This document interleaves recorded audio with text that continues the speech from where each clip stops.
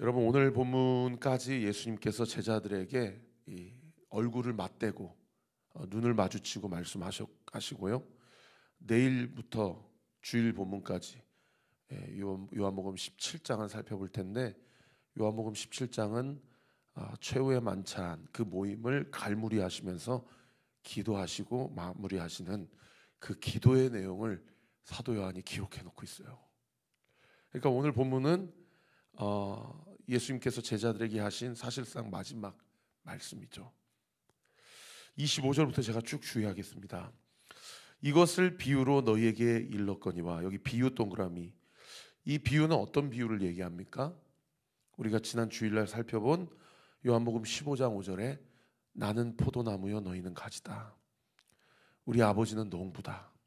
그리고 나에게 연결되어 있으면 많은 열매를 맺는데 그 열매는 다른 열매가 아닌 사랑이라는 열매다 라는 것을 비유로 말씀하셨어요.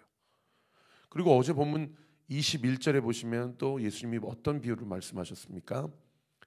십자가의 고난 그리고 죽음 이후의 부활과 승천의 영광을 인간이 인생을 살면서 그나마 간접적으로 경험할 수 있는 여인의 해산을 비유로 설명하셨어요. 임산부가 해산을 앞두고는 많은 두려움이 있고, 또 해산할 때는 사실은 저도 경험을 해보지 않았기 때문에 무슨 고통인지 모르겠지만 제 아내의 말에 의하면 인생에서 겪을 수 있는 가장 임계점의 고통이라고 하더라고요. 그러나 그 고통을 지나서야만 생명을 품에 안을 수 있는 기쁨이 주어지는 것. 예수님께서 십자가의 죽음과 부활의 영광을 해산과 그리고 생명 잉태에 의한 기쁨으로 그렇게 비유로 말씀하지 않았습니까? 그 비유를 말씀하시는 겁니다. 다시 오늘 본문 25절로 돌아와서 이것을 비유로 너희에게 일렀거니와 때가 이르면, 여기 때가 이르면 어떤 때를 이야기하죠? 부활하신 이후에 제자들에게 나타나신 때, 그리고 40일 동안 제자들에게 또는 예수님을 따르는 무리들에게 나타나신 이후에 승천하시고 하늘 보좌 우편에 앉으신 때를 이야기합니다.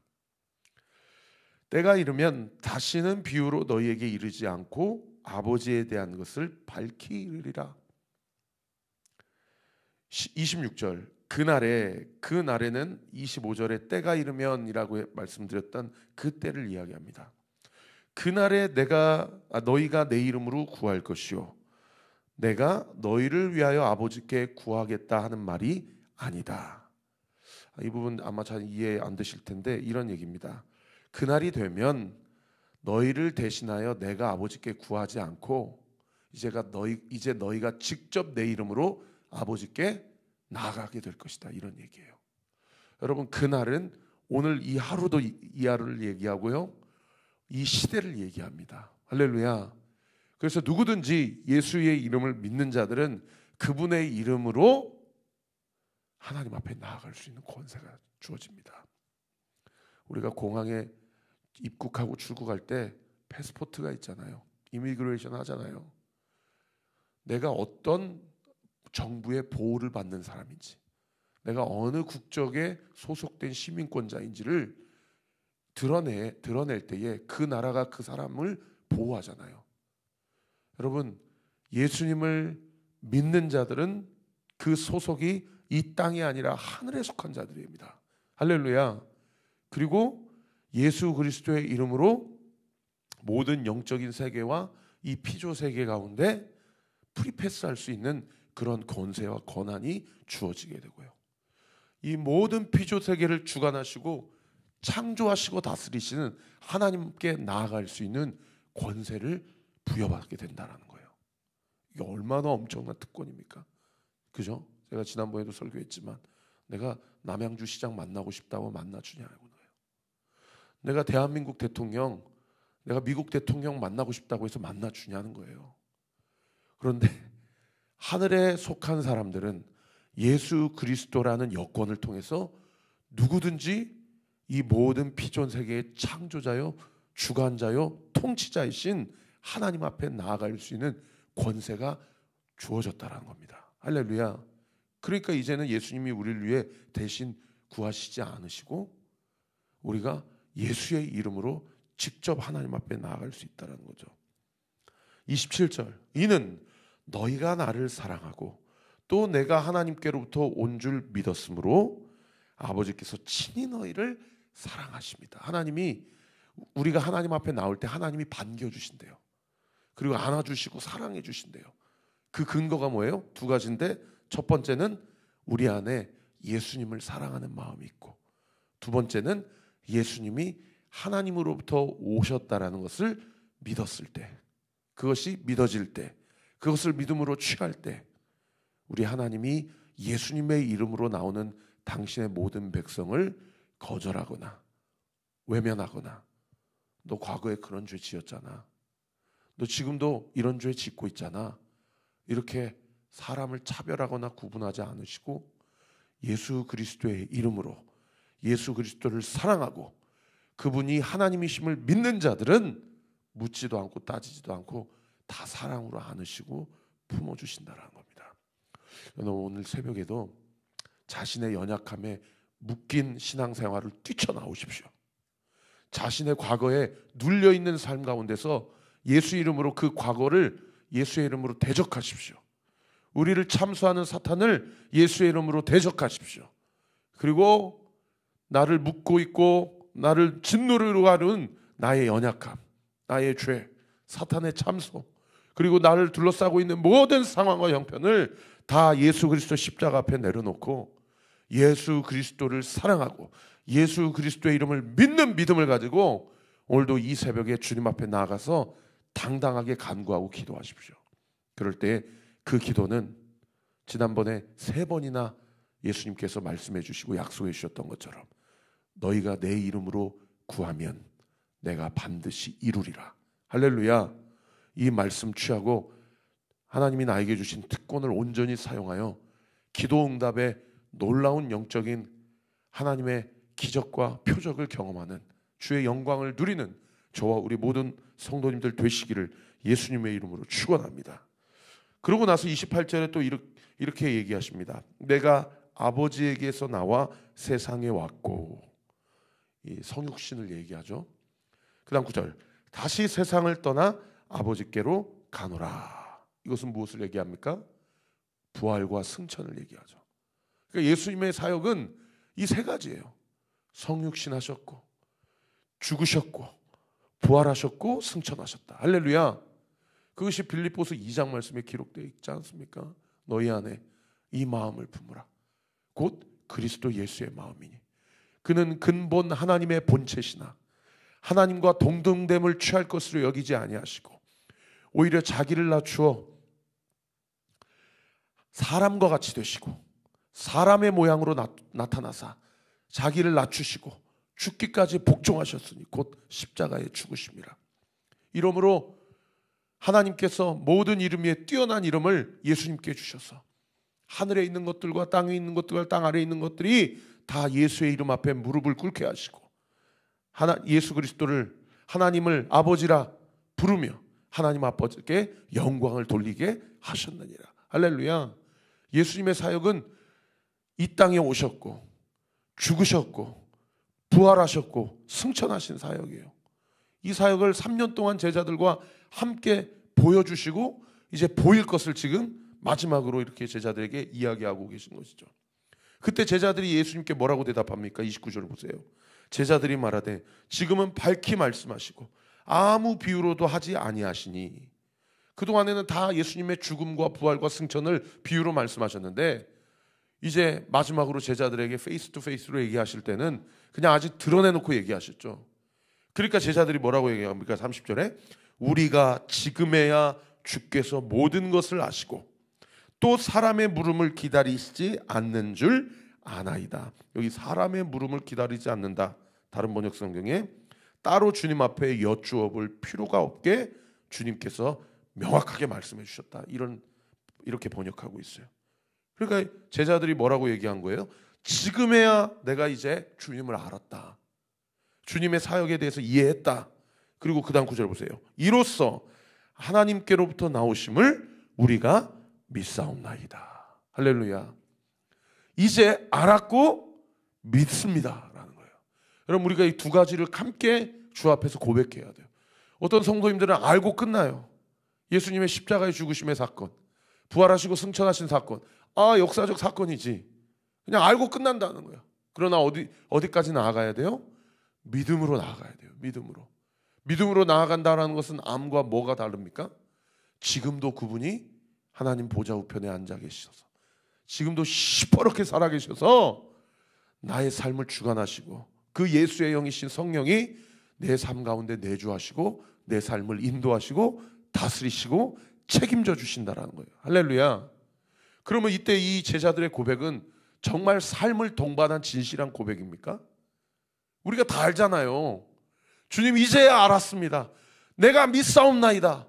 이 얘기하고 예수님 겟세마네 동산에서 기도하시고 가룟 유다의 밀고를 통해서 붙잡히시고 말로 다 할 수 없는 채찍과 말로 다 할 수 없는 수치와 고난과 핍박과 박해를 다 감당하시고 드디어 생명까지도 모든 인류를 위해, 나를 위해서 십자가에서 모든 물과 피를 다 쏟으실 때 제자들은 어떻게 했어요?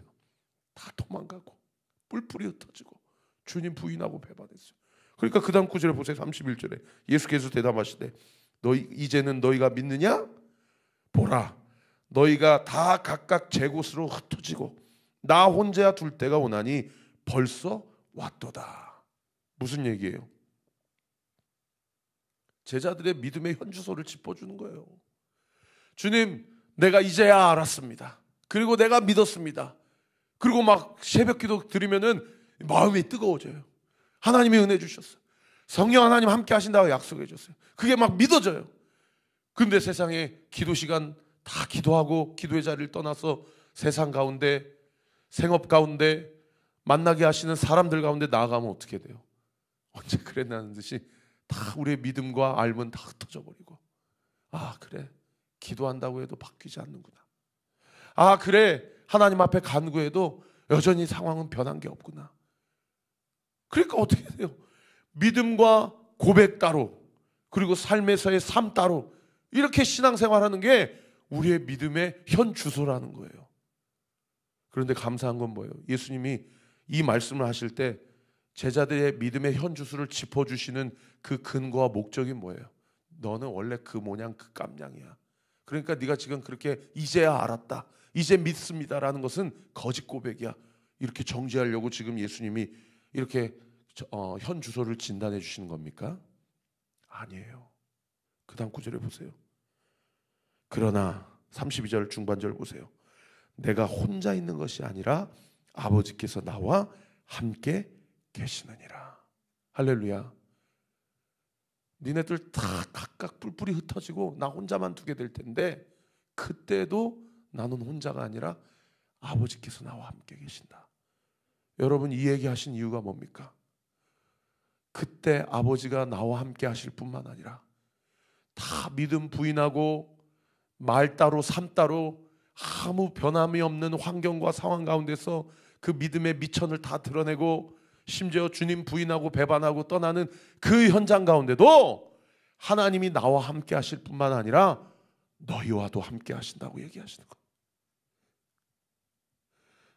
우리와도 함께 하신다고 얘기하시는 거예요. 이렇게 이기적이고, 이렇게 연약하고, 이렇게 부족하고, 이렇게 교만하고, 이렇게 음란하고, 이렇게 죄투성인 그런 우리의 삶 가운데도, 그 현장 가운데도 하나님은 우리와 함께 하신다는 거예요. 어저께 밤에 한 성도님들 신방하고 교회 붙이고 왔는데 제가 거기서 말씀했어요. 다른 신앙 없다, 다른 믿음 없다. 임마누엘 신앙이 우리의 신앙의 결국이다. 할렐루야. 그래서 고마워라 임마누엘, 예수만 섬기는 우리 집, 임마누엘 임마누엘 찬양했어요. 그리고 시편 23편을 설교했더니 세상에 설교도 안 했는데 그 성도님이 막 울어요. 왜 우시냐고 그랬더니 목사님, 제가 요즘에 묵상하는 성경이 시편 23편입니다 그러더라고요. 그 1절에 뭐라고 고백합니까? 여호와는 나의 목자시니 내게 부족함이 없으리로다.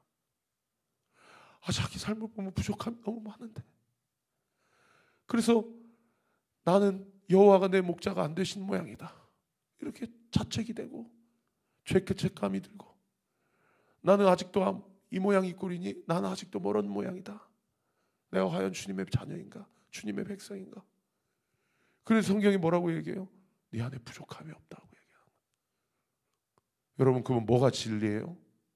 상황이 바뀌지 않고 환경이 바뀌지 않고 여전히 내 인생도 내 믿음도 너무나도 부족하고 연약하고 너무나도 가시가 많고 너무나도 이기적이고 인격적으로 모자람 성숙하지 못한 부분들이 많으면, 그리고 실제로 돈도 필요하고 실제로 내가 필요한 것이 너무나도 많이 있는데, 성경에는 뭐라고 얘기해요? 여호와가 네 인생의 목자가 되시니 너는 부족함이 없는 인생이다. 그럼 뭐가 진리예요? 여러분, 말씀을 진리로 취하는 것, 그것이 믿음입니다. 할렐루야. 말씀이 진리예요. 말씀에서 나의 삶 가운데 내 인생에 부족함이 없다고 이야기하면 부족함이 없는 거예요. 할렐루야. 그것을 믿음으로 고백하며 여러분의 입술 가운데 감사가 터져 나오고 기쁨이 터져 나오고, 아까 우리가 찬양했잖아요. 평안이 고백되어질 때 여러분, 놀라운 역사가 일어납니다. 감사할 일들이 생기고요, 실제로 우리의 마음에 평안함이 찾아오고요, 하나님이 강력하게 우리의 삶을 주관하시고 주장해 주심을 우리의 삶을 통해서 경험케 되어지는 역사가 일어난다는 거예요. 할렐루야. 그러니까 예수님이 뭐라고 얘기하세요? 33절에 보세요. 이것을 너희에게 이르는 것은 너희로 내 안에서 평안을 누리게 하려 합니다. 지금 자기의 마음을 한번 보세요. 뭐가 불안한지, 어떤 정죄감이 있는지, 어떤 죄책감으로 눌려 있는지, 뭐가 지금 마음에 꼬여 있는지, 그런 것들은 다 주님께 온 것이 아니에요. 주님은 우리에게 주시는 마음이 뭐예요? 평안이에요. 평안. 샬롬이에요. 평안하냐? 그러니까 나중에 부활하시고 예수님이 제자들에게 하신 첫 번째 말씀이 뭡니까? 너희에게 평안을 준다. 평안하냐라고 물어보시잖아요. 사랑하는 성도 여러분, 말씀의 결론을 맺겠습니다. 어떤 형편과 상황 가운데서도 주님께서 공급하시는 평안을 누리십시오. 우리의 마음과 감정의 상태와 별개로 우리의 인생은 평안하고 그리스도 안에서 안전합니다. 왜요? 그 다음 구절이에요. 세상에서는 너희가 환난을 당하나 담대하라, 내가 세상을 이기었노라. 환난 한복판에서도 평안함을 고백하고 신하고 인정하고 믿음으로 취하십시오. 예수 그리스도께서 환난 가운데서도 세상을 이기셨습니다. 그런 은혜가 우리 사랑하는 성도들에게 온전히 임하게 되기를, 아니 이미 임하였음을 이 시간 믿음으로 선포합니다. 선포합니다. 선포합니다. 기도하겠습니다. 아버지 하나님, 감사합니다. 제자들의 눈을 마주치고 얼굴을 바라보시면서 예수님이 십자가를 지시기 바로 직전에 하신 메시지는 평안하라. 너희가 세상에서는 환난을 당하나 내가 세상을 이기었노라. 담대하라 말씀하신 주님, 지금 고난과 환난과 여러 가지 궁핍과 여러 가지의 환경과 꼬이는 상황 한복판에서도 오늘 이 아침에 성령께서 공급하시는 평안함을 누리는 우리 사랑하는 모든 성도들 되게 하여 주옵소서. 예수님을 바라보게 해주세요. 예수님을 바라보는 것이 믿음입니다.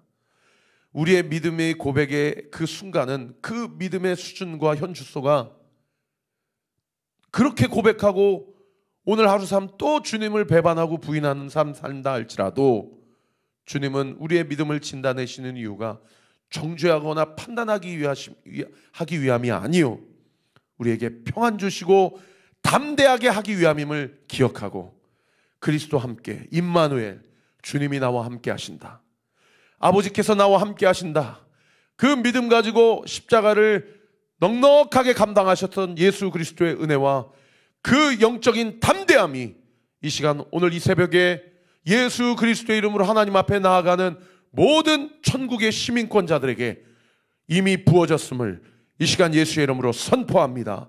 선포합니다. 선포합니다. 예수 그리스도의 이름으로 기도하옵나이다. 아멘.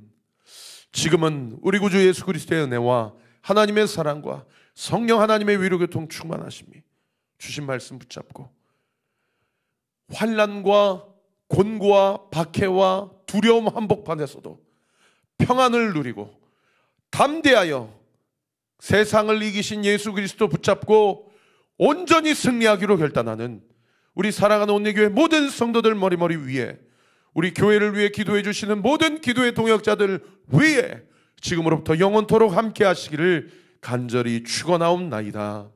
아멘.